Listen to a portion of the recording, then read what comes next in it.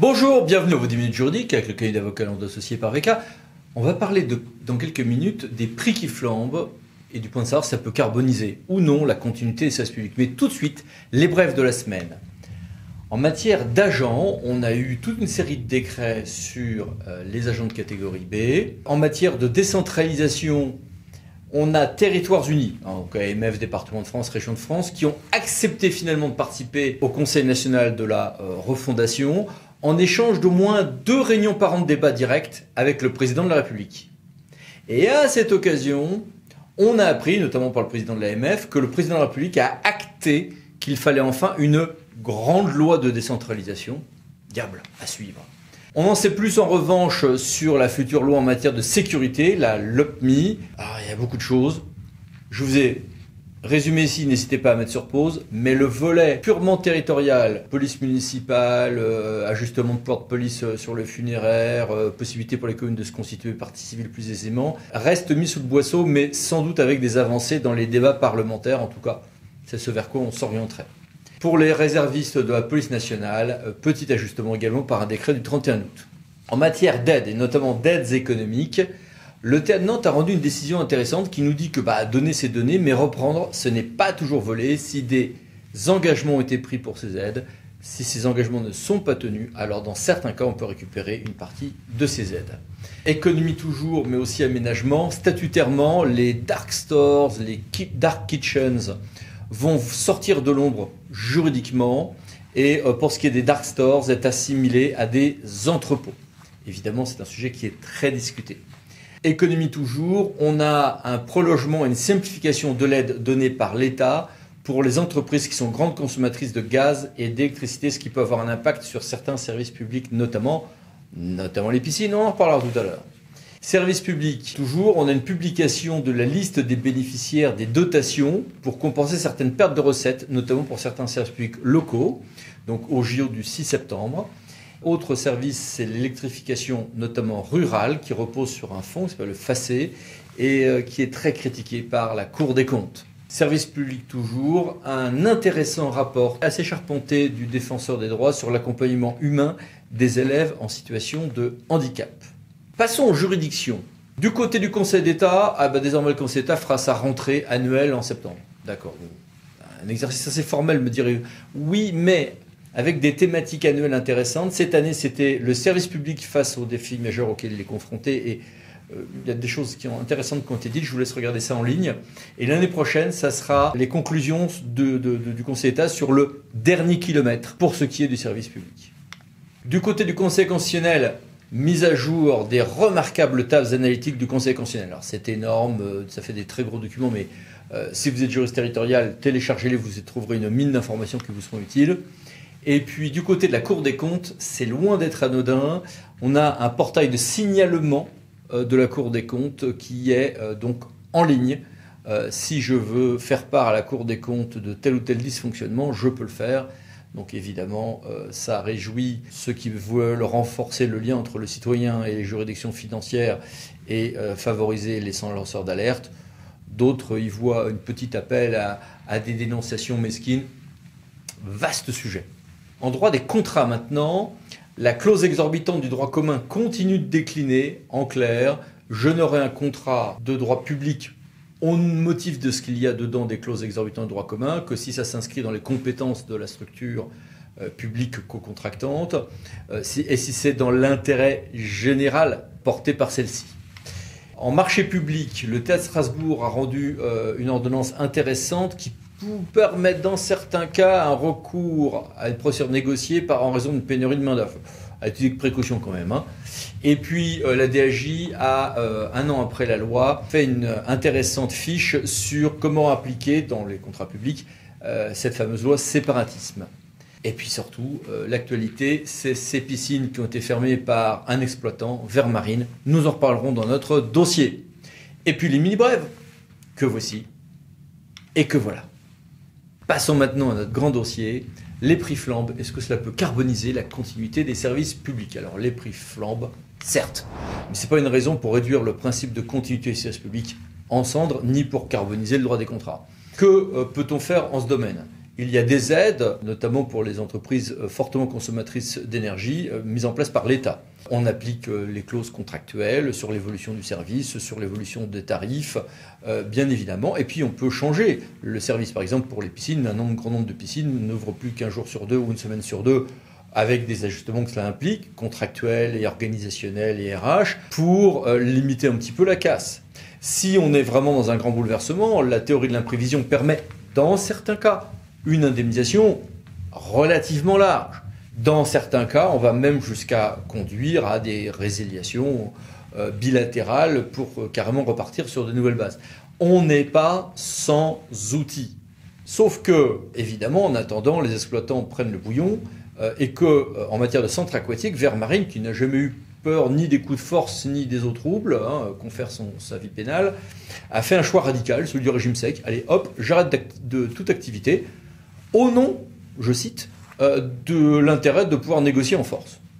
Bon, c'est à tout le moins contestable. Sur tout ceci, passons à la phase interview de notre dossier. Bonjour. Bonjour. Bonjour. Monsieur Adjoint-Maire, commençons par vous. Un de vos délégataires a interrompu la continuité d'un de ses services publics, alors qu'il y a d'autres solutions possibles. Comment réagissez-vous? Comment vous adaptez-vous? Et comment vous adaptez-vous pour ceux de vos co-contractants qui n'en viennent pas des solutions aussi radicales? Je pense que dans les relations que nous avons régulièrement avec ce délégataire, Vermarine, qui est notre délégataire depuis 5 ans, je crois, nous ne nous attendions pas sur la forme à un email qui n'est par courtoisie à minima en général précédé par un appel téléphonique ou tout du moins une mise en relation, puisqu'il s'agit d'une annonce de fermeture, c'est-à-dire d'une rupture du service public et donc d'accueil que nous leur avons délégué. Donc ils sortent complètement des procédures que prévoit le contrat d'information et d'un délai de préemption. Donc sur la forme, on a été extrêmement surpris. Ensuite, sur le fond, on a été également surpris puisqu'ils nous font part d'annonces brutales qui leur a été faite par leur prestataire d'énergie d'augmentation du prix de leur mégawattheure, augmentation qui était une annonce au 1er septembre, nous ont-ils expliqué, du doublement du prix, c'est-à-dire qu'ils nous annoncent un prix de 1 000 € du mégawattheure, cette augmentation, c'est-à-dire un doublement de leur prix, faisait suite à déjà un doublement qu'ils avaient subi en juillet. Donc, comme par ailleurs, ils avaient pris contact avec nous au mois d'août de manière cette fois-ci plus constructive et coopérative et ouverte pour nous indiquer que face aux événements récents des augmentations de prix de l'énergie, ils souhaitaient rentrer en discussion avec nous sur les conséquences que ça pouvait avoir, ce qui est un procédé habituel dans nos relations. On était surpris que 3 jours après, ils nous informent de la fermeture. Donc, nous n'avons pas apprécié sur la forme et sur le fond. Ce qui nous posait plusieurs questions, c'est d'une part leur capacité d'anticipation, et puis d'autre part, comment pouvaient-ils subir ce problème sur une trentaine de piscines parmi les 90. Donc ça veut dire qu'en urgence, ce qui est jamais agréable, il a fallu, je dirais, un peu tirer la pelote et comprendre tous les paramètres de cette annonce. Les contrats, les formules ne sont pas les mêmes, les prix de référence, donc les indexations, et que au-delà du contrat qu'ils possèdent et qu'ils ont contracté, il y a aussi une question de pilotage d'entreprise. Il a fallu travailler d'arrache-pied toute la semaine pour, d'une part, entrer en relation avec eux et mieux comprendre la situation, et d'autre part, prendre contact avec déjà, dans un premier temps, nos homologues, les collectivités qui subissaient la même annonce de fermeture dans les Yvelines. Il y a beaucoup d'hypothèses de travail, parmi lesquelles l'adhérence qu'il y a avec le contrat actuel. Sont-ils liés à ce contrat? Combien de temps? Peuvent-ils en sortir? Sous quelle manière? Il y a effectivement des aides d'État. Il y a effectivement aussi des questions sur les fournisseurs d'énergie. Il y a aussi une analyse à faire du prix de marché réel.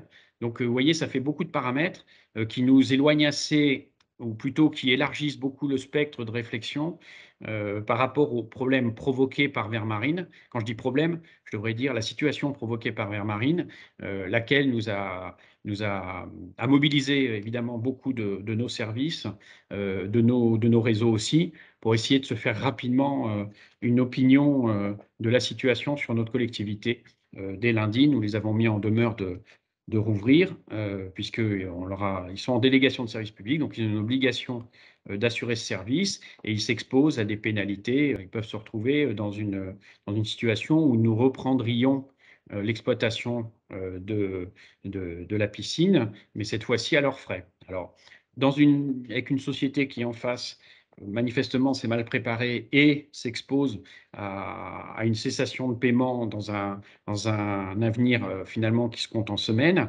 Le but n'est pas de les faire couler et d'arrêter le service pour leur faire la morale ou de leur donner une leçon. Le but, c'est de trouver des solutions qui permettent rapidement de réouvrir ce service. Et ensuite, ça nous oblige à vérifier comment, dans les mois qui viennent, cette ouverture et donc l'exploitation peut être assurée dans des conditions conformes à notre marché.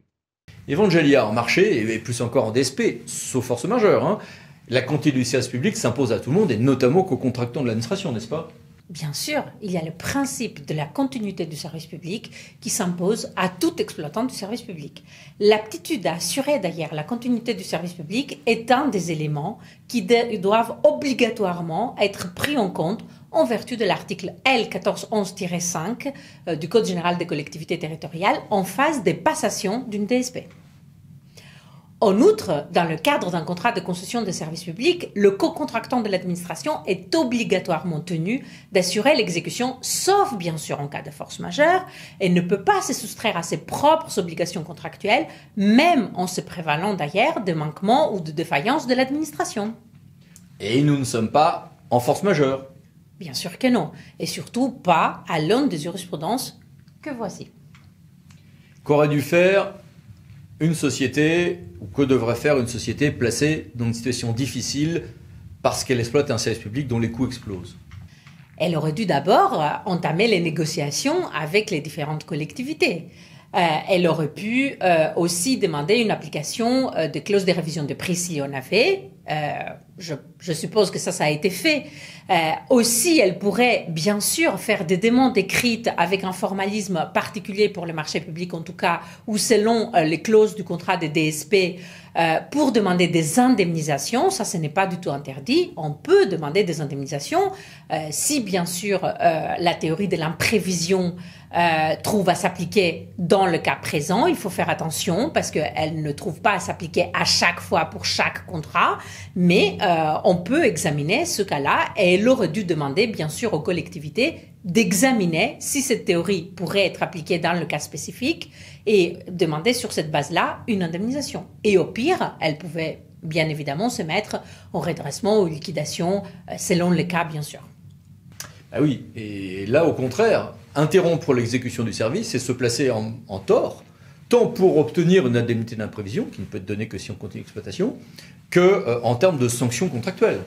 Bien sûr, il peut y avoir déjà des sanctions contractuelles, une mise en régie par exemple. Aussi, la collectivité peut faire un référé mesure utile afin de demander la reprise de l'exploitation sous astreinte, évidemment. On peut aussi procéder à une résiliation dans certains cas parce qu'on peut se demander s'il ne s'agit pas ici d'une faute lourde, mais chacun de ces cas-là doit être examiné au cas par cas pour chaque contrat, évidemment. Bien, merci, au revoir. Je vous en prie et très bonne fin de journée. Et merci à vous. À bientôt pour une nouvelle vidéo, les 10 minutes juridiques, parlons d'associés pour VK. Pensez à vous abonner. Merci, au revoir.